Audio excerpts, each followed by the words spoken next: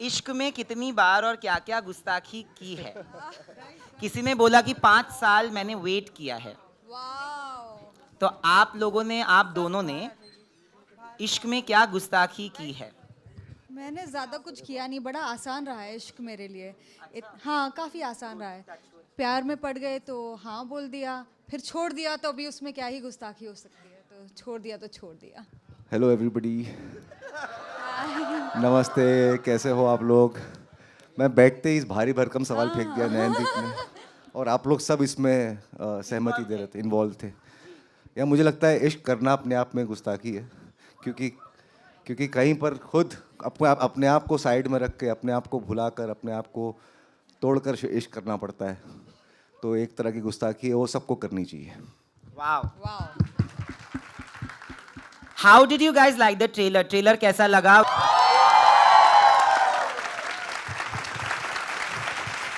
आज मेरा एक कंप्लेंट रहा है, आई एम प्रीटी श्योर कि मीडिया का भी रहा होगा एंड ऑडियंस का भी रहा होगा, कि कुछ सालों से अगर देखा जाए तो इश्क वाली जो मूवीज है, जो जेन्युइन रोमांटिक फिल्म्स है, not rom coms, romantic films are missing. We have all grown up on romantic films, right? मतलब जिसमें इश्क को सेलिब्रेट किया गया है. यहाँ पे एक पाक तरीके के इश्क को सेलिब्रेट किया जा रहा है. Manish Malhotra, when you have Manish Malhotra producing it, everything looks romantic and beautiful. When the film came to you, what was your first reaction? पहला रिएक्शन क्या था? आप लोगों को भी ये मिस हुआ है romantic films for the last few years? नहीं, मैं बहुत बड़ा एक रोमांटिक फिल्म्स का ऑडियंस नहीं हूँ। अच्छा. मुझे ड्रामा ज़्यादा पसंद आता है। इसकी फिल्में देखी है, क्या क्या प्ले करता है? हाँ, बट लेकिन जब ये स्क्रिप्ट मेरे पास आई तो मुझे लगा कि इस तरह का मैंने कुछ किया नहीं है, और मुझे खुद को ये करने की बहुत ज़रूरत है। तो मैं तो इमीडिएटली मेरे लिए हाँ थी। हालांकि इस फिल्म को लेके छोटी सी कहानी है। ये फिल्म गुस्ताख इश्क का ओरिजिन था फिल्म स्कूल में, FTI में, जहाँ पर मैं जब गया था पढ़ने, तो विभू जो डायरेक्टर हैं वो वहाँ से उन्होंने अपनी फाइनल ईयर की फिल्म बनाई थी जिसका नाम था चाबी वाली pocket watch. It's a short film, 20 minute film. उसमें जो एक वन लाइनर था उस शॉर्ट फिल्म का, उसको बढ़िया तरीके से बांध के उसको बड़ी फीचर फिल्म में कन्वर्ट किया गया। तो वो फिल्म मैं तब से जानता हूँ। तो it was like going back to film school and creating that story all over again. Wow, मतलब none of us knew this actually. हाँ, काफ़ी टाइम से आई थिंक वो रही है दुनिया में। I am a huge fan of love stories, मुझे बड़ा मज़ा आता है। कुछ कुछ होता है, ये सारी इश्किया, कमीने ऑल्सो। तो मेरे लिए लव इज़ वेरी इंपॉर्टेंट, अपनी ज़िंदगी में भी नहीं बट देखने में भी। तो खुद मैंने काफ़ी टाइम से किया नहीं है। आप जैसा कोई था लास्ट, तो उसमें भी काफ़ी मज़ा आया था। बट ये एक अलग ही किस्म की लव स्टोरी है, और यहाँ पे सिर्फ दो लोगों के बीच में नहीं कि एक लड़का है एक लड़की है, उसके बीच में सिर्फ प्यार नहीं है, लैंग्वेज को लेकर भी है। गज़ल, पोइट्री, इवन नसीर जी है फिल्म में, तो इनकी और उनकी दोस्ती, उसमें प्यार। तो ये एक पूरी दुनिया ही प्यार की है और प्यार से बंधी हुई है। एक डायलॉग है जिसमें सबने ताली बजाई एंड दे हूटेड, जस्ट कलम जख्मों पे रखो तब जाके शायरी हाँ, होती है. उसमें कि सबका आशिक बाहर आ गया ना, सबके दिल में जख्म हुए काफ़ी सारे। जेब में कलम रखने से शायर नहीं बनोगे, कलम जख्मों पे रखनी पड़ती है। बहुत अच्छी लाइन है, मुझे भी बहुत अच्छी लगी थी, जो कि हर आर्ट फॉर्म के लिए कितना ट्रू है। मतलब या तो आप प्रिटेंड कर सकते हो कि आप ये इमोशन महसूस कर रहे हो, या तो आप सच में महसूस कर रहे हो। तो वही फ़र्क है। बट जिंदगी में कभी कलम रखा है ऐसे जख्मों पे? वही मतलब maybe when you are heart broken, even if you have not gotten a film, कब heart break can be of anything, कि लिखा है journaling and that's given you peace. कभी हुआ है ऐसा? हाँ, मैंने जर्नलिंग भी की है, और ज़ख्मों पे कलम रख के अपने काम में भी इस्तेमाल भी किया है। हाँ, मैंने भी काम में ही ज़्यादा इस्तेमाल किया है। काफ़ी काम आता है। हम लोग काफ़ी एक्टर्स काफ़ी नार्सिसिस्टिक समटाइम्स, और manipulative is not the right word, but then you use and draw everything from your life. मतलब कुछ भी हो रहा होता है तो आप वो लेके अपने काम में डाल देते हो। दिल दुखा, हाँ ये ऐसे हुआ ना, इस तरीके से रोई, अच्छा ये यहाँ पे काम आ सकता है, तो आई यूज़ दैट। बट बहुत रोई हूँ। लिखती तो अच्छा नहीं हूँ, जर्नल लिख लेती हूँ, मैसेजेस बहुत भेजती हूँ सारी। ये तुमने ऐसा किया, ये वो, but you know that's it. I want to ask you that कल हमने यहाँ पे एक सेशन किया था मुकेश छाबरा के साथ. तो किसी ने उनको सवाल पूछा था कि आपको अगर आपके फेवरेट एक्टर्स के नाम बताने पड़े तो आप किन के नाम लोगे.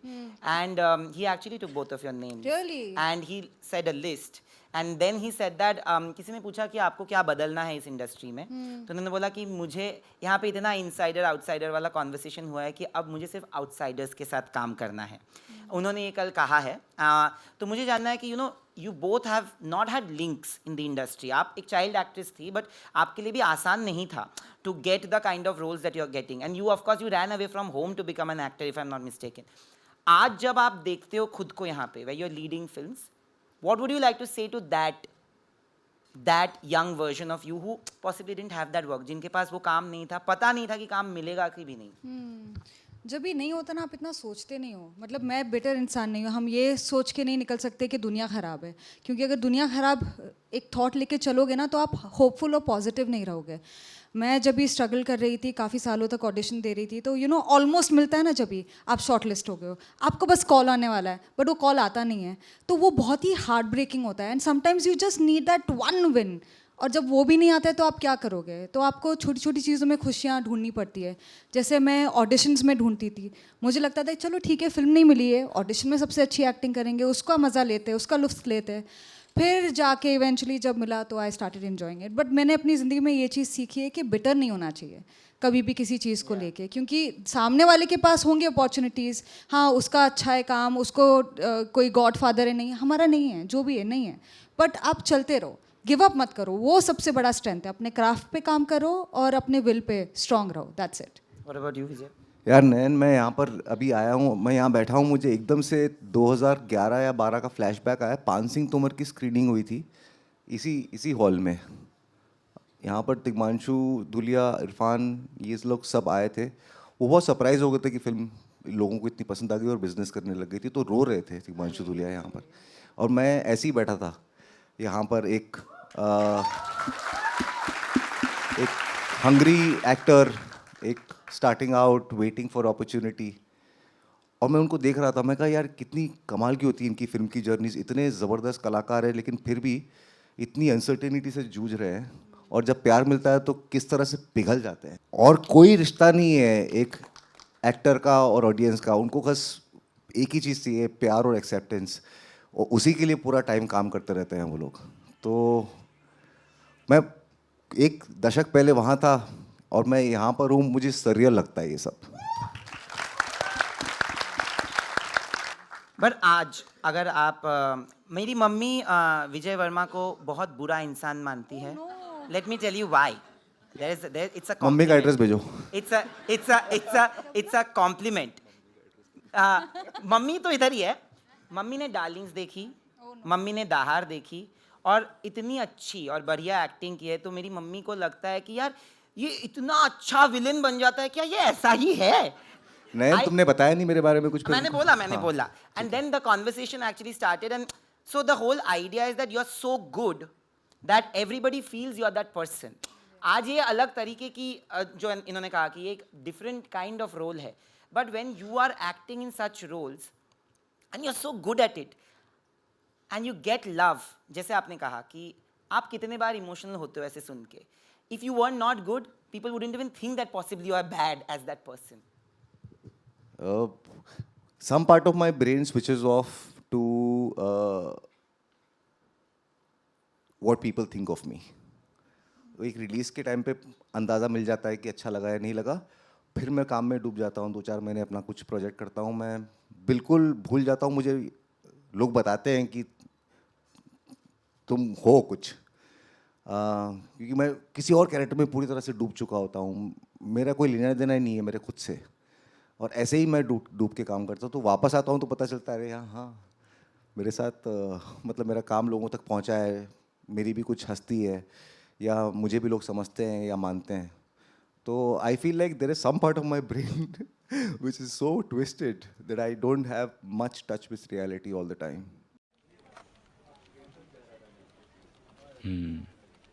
Isn't she asking for more? इसको मालूम है बंदी अरेना एनिमेशन से है. Oh, she's from Arena Animation. We have many Arena students working with us overseas. Congratulations. You're hired. Arena animation से स्किल लोगे तो डिमांड में रहोगे. अरीना एनिमेशन, डिमांड में रहोगे. But I will still ask both of you that in the last 2 years, especially for you this year, I think Metro Indino is one of the most beautiful films Thank you. that I have watched this year because I was watching it here with my gang of friends and we all got emotional. Like it is that kind of a film. And आज क्या आपको लगता है कि art को, talent को audience भी उतना ही सराहती है जितना आप लोग चाहते होते may be 5 years 7 years ago because I feel like there was a conversation about who should lead films, should we get somebody who's from us who's already known, who's already from a family, film family, but आज वो conversation नहीं है. I think you know because we are watching everything Yeah. और language का barrier नहीं है. Art has no boundaries anymore. Do you feel like it's changed for actors and artists like you the time? But वो माहौल. Conversations कभी audience नहीं करती है, वो प्रोड्यूसर्स करते हैं कि इसको लेना है, उसको लेना है, इसका बेटा, उसका बेटी, या इतने फॉलोअर्स. अभी तो आजकल वो भी होता है कि कितने फॉलोअर्स है, उस हिसाब से भी कास्टिंग होती है कभी कभी. बट ऑडियंस को अच्छा काम चाहिए और वो देखते हैं, वो पसंद करते हैं. अगर ऑडियंस ने एक्सेप्ट कर लिया, but that's the biggest form of validation. So yes, now हम लोग OTT में हम देखते हैं, काफ़ी सारी फिल्में देखते हैं, तो वो बैरियर हट गया लैंग्वेज का, दूसरी देशों की फिल्मों का. तो वो एक चीज़ अच्छी हो गई है. ऑडियंस ज़्यादा एक्सपीरियंस करता है तो उनको ज़्यादा समझ भी है कि ये इतना कुछ खास नहीं है और ये बहुत अच्छा है. And the moment you give them something nice, they like it. Yeah. It's that But do you simple. feel that मैं तो वही बोल रहा हूँ कि ऑडियंस तो देखना चाहती है बट ऑडियंस को अगर मिलेगा ही नहीं तो वो देखेगी क्या, right? So do you think कि प्रोड्यूसर्स में, इंडस्ट्री में भी एक बदलाव आ रहा है because today when Manish has decided to produce, he is producing it with both of you, where he could have gotten anybody, right? But he still decided to make it with both of you because he didn't want to compromise on art. Art पे उन्होंने compromise नहीं किया है. तो आपको लगता है कि इंडस्ट्री में ये बदलाव आ चुका है या आ रहा है as artists? I feel the streaming platforms have occupied the role of parallel cinema, so to say. So parallel is not dead. Yeah. Like in the 80s खाली सिनेमा हॉल्स ही थे तो कमर्शियल फिल्में बनती थी और कुछ कलात्मक फिल्में बनती थी जिनको पैरेलल सिनेमा कहा जाता था. Shyam Babu, Govind Nihalani and Sai Paranjpye and so many other amazing directors came and amazing actors like Naseer sir, Om sir, Shabana ji, Smita ji. All that became a parallel movement and that kind of took a beating in the 90s and 2000s. But I think with the emergence of streaming, what has happened is some of our favorite content, I don't know if you guys agree or not, is on streaming. You know, the shows, the movies, some of it really resonate with the youth. Like a show like Panchayat has such a wide reach. Show like Mirzapur has such a wide connect.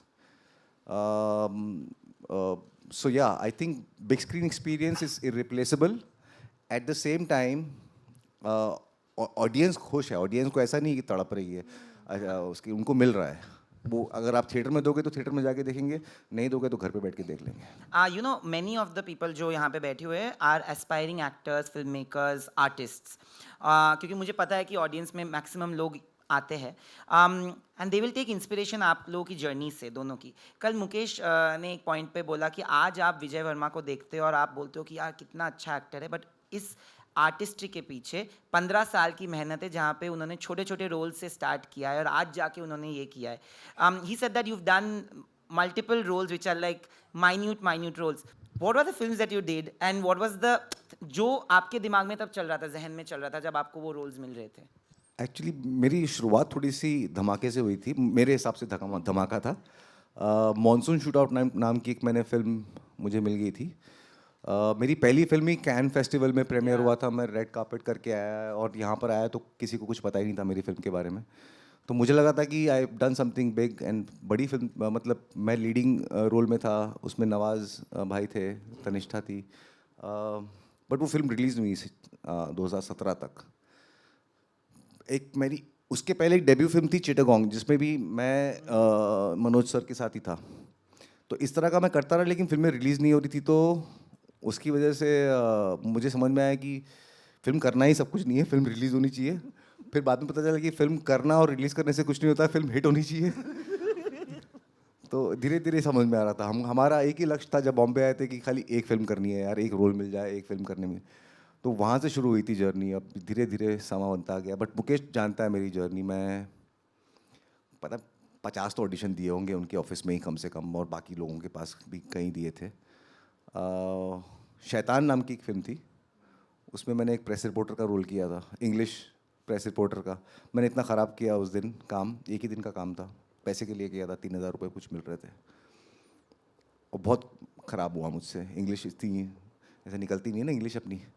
तो वो मैंने वहाँ से निकला, मैंने उनको phone करके बोला कि ये प्लीज़ मेरा रोल काट देना, मैंने बहुत गंदा किया है।